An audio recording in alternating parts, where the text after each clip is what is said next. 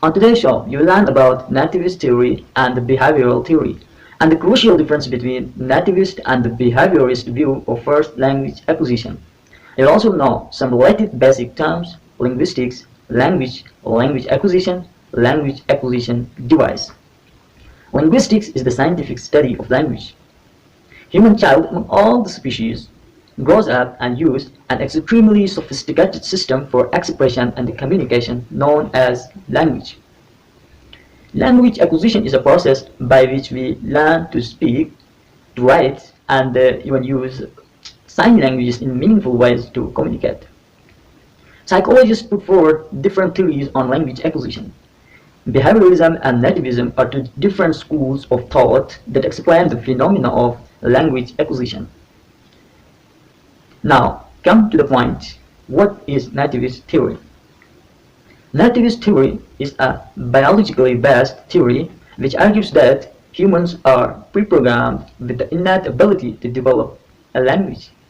Noam Chomsky was the main theorist in the nativist perspective. He also developed the idea of language acquisition device, LAD. Language acquisition device is a hypothetical area in brain that holds grammatical universals, subconsciously arrange the lexical items. It helps us to understand why we are good at learning any language. According to nativist view, child is born with the ability to acquire language. Thus, it can be seen that children create meaningful sentences that they've never been trained to say and have never heard before. On the other hand, behaviorist view argues that environment stimulates the verbal behavior in a child, which is reinforced and strengthened by time. For example, families verbally communicate to children since birth and gradually they acquire their first language. John B. Watson is often considered the father of behaviorism. He challenged, "Give me a dozen healthy children, well formed. I'll bring them up and I will guarantee to train anyone, any type of specialist I might select.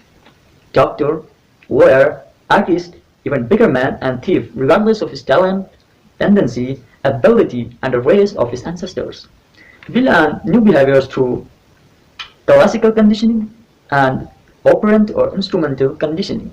In classical conditioning, a neutral stimulus is paired with a naturally occurring stimulus.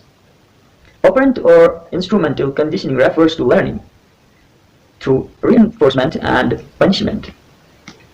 It has useful applications in education, parenting, and child care. See you next. Bye.